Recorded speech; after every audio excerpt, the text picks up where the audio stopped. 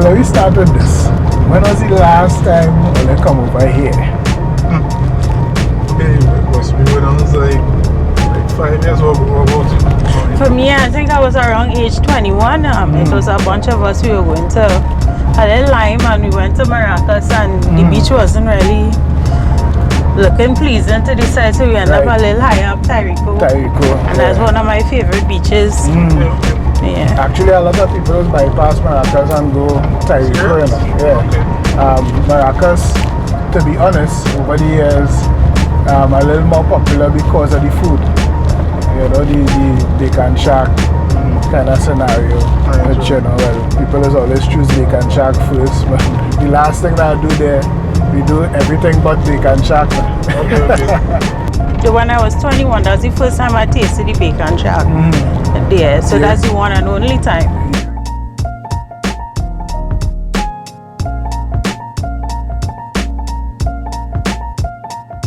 So I am interested in husband and wife partnerships when it comes to business. You know, especially this type of business where it's creative business. How was that experience for you? Are you giving me the floor? I want to hear what you have to say. You know, when you're younger, people ask you what you want to be when you grow up and whatever. And being a creative was never the answer. I came out of the conventional 8 to 4 corporate job. We now run our own video production company. And through that, we just being with Rendel, like when we were courting and whatnot, we used to just go out, run errands, talk about the food, you know, this might have too much salt, or this really tasting good, or the service was good or bad. And yeah, I never thought I'd be like a foodie. I never thought about that. You know, you think about like, you know, okay, maybe I'll be a director or, you know, an actor or something like that, but I never thought about like, you know, this, this food. And it's such a strange thing because food has been part of my life. Like I basically grew up in a bakery. So I know the ins and outs of the business, but I didn't want to be part of it. I wasn't motivated by it. No, I didn't. You know, you just want to live life with any kind of regrets. But it's like one of my regrets, like not helping my mom 100%, and she ended up like dying when she reached 50. Okay.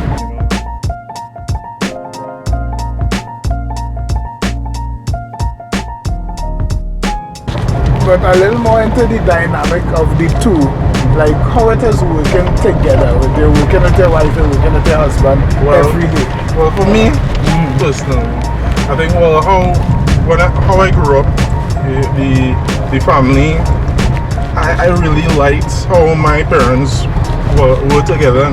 You know, one of my dreams was to have a wife, a good wife, and I think I achieved it. so the dynamic for me, you know, if you're working for somebody that you're not related to or you're not married to, you have a certain way you would speak to them, and the respect, there's a line that you can't cross. But you know, being husband and wife, you're also emotionally invested with this person, so sometimes you know you have something to get done, but you might quarrel a little bit. You might say, oh God, you know, you can't wait to eat that food, girl. You know, you want to eat.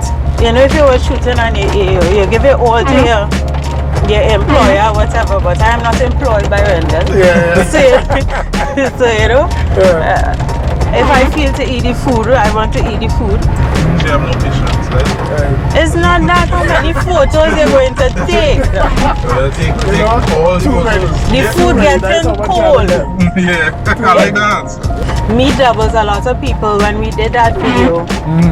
They were saying, you know, I always used to pass and I used to see people, but I never knew that they sold meat here. And that's the thing, if you don't go on your dig, you will never find it.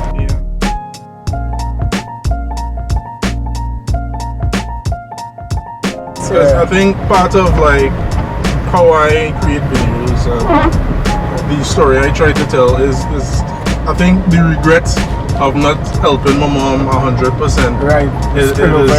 Yeah, so it's like I want to tell this person's story, and I also want to highlight the food. And we don't necessarily go to people that popular or well known or something. We want to make them known basically. Yeah. Well, that's more of for me. There's more of a story in people who undiscovered, for want of a better term, you know. Yeah, not everybody's means to an end is the same. Not everybody's privileged to go to, you know, culinary arts school or anything like that. They don't have knife skills. They work like me. I chop things up in my hand. I don't have knife skills. But you know, if I make something, I make it with love. Love is the best ingredient. It's going to taste good. It's going to lash and lick you down. But yeah. If I say so, yeah, you're trying to throw jabs at me. All I watch videos on Facebook when I cook and I come here to Rendel.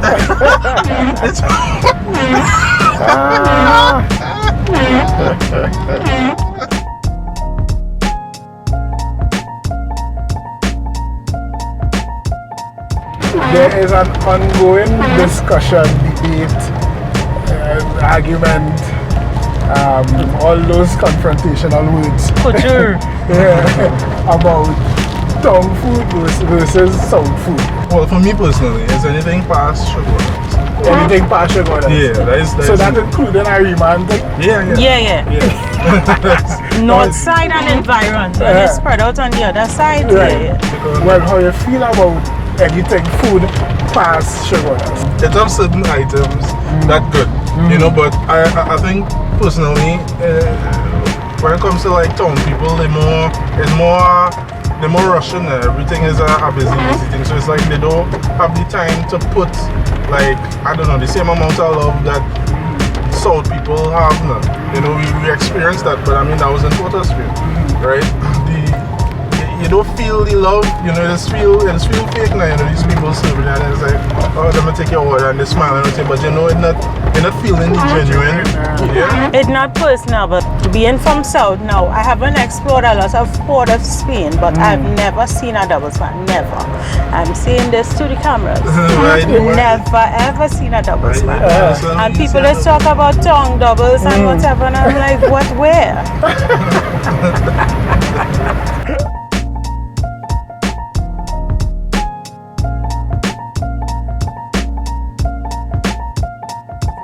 I think it have good food and bad food all over, right? Yeah. And that's just it. It's about good food and bad food more than a zone. I find our little rock too small to have zones in the first place. Right. Yeah. However, I claim Trinidad and Tobago as my zone. And me being how I have been for all my years, which is wayward and going all around the country. You know, I wish I could actually see more of the country. I feel things like area and things that separate us unnecessarily. Well, let me ask you a question. What is this thing about? Like, if it's past the lighthouse. Yeah. What's that about? And yeah, that is also a thing, because I feel some people have a complex and some people have a complex, right? The experience of somebody living in the East West corridor and that kind of scene is you don't really travel and go too far for anything, right? All your necessities real close. Like, I live in Mova is a couple minutes away. I walk out the road, I jump in a taxi in town. I could do everything there. Town I develop faster in that realm, entertainment and all that. A lot of the shows is happening down this side. So you find South people kind of get accustomed to making the commute. The trek, yeah. Right? And town people not accustomed making the commute. And that is where that stems from.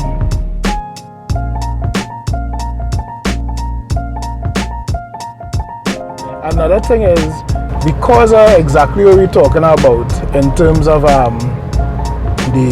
the way, I think Uncle Sam's is by the bar. I think he have two on the beach. Okay. But the last time he came up, the two on the beach wasn't open. I think we should go by the bar and check there first. I don't even remember here looking like this. No, here different, huh? I do remember. Here different. I do. So, and actually it's a nice segue into what I was going to say about, you say something, Mel, about the kind of hustle mentality. Yeah. I think that is also a symptom of the zone, because prices higher in Port of Spain in terms of how much it costs to set up a business and run it. Where you had to charge for a breakfast going to be more expensive. Yeah, Going yeah, through. yeah. But now you could still find like a man like Trevor, with Trevor's Edge. Trevor just go in the market, and then every Saturday I should say, and the soup getting constructed based on what he get in the market kind of scene, and prices and them kind of thing. The soup gonna be value for money because it's a huge bowl, and you know it's a good price. You know, it's a nice time. I cannot stand getting a bowl of soup and people putting thickening agents in it. That's the worst. A corn soup. Cornstarch and thing. Oh God. Yeah. All it do my dad. Yeah. So here this massive question. You're up on the North Coast. Yeah. This considered tongue food? No, I wouldn't say. It's From only a certain- directional standpoint. Only certain bush now. It's gotta be tongue. Yeah. No, it's not. No, Alright, it's not tongue. so your expectations for this descent? Yeah. Alright. Yeah. Well, are you going to check the Uncle Sam? Uncle Sam's on Maracas Beach. That is what we're talking about. Cocktail bar. They're doing this new deck, Uncle Sam's deck. You know, they have the bar still. Nice, real nice. Saying real things. You're talking about well-seasoned shark. You're talking about all the condiments. You're talking about aloo pie. You're talking about nice shrimp and good service and some changes coming to some new things coming to the menu too. But yo, healthy portion sizes, tasty food, well seasoned. I mean, right now it's tough. I mean, just doing this is real pressure. But you know what? Check out the review.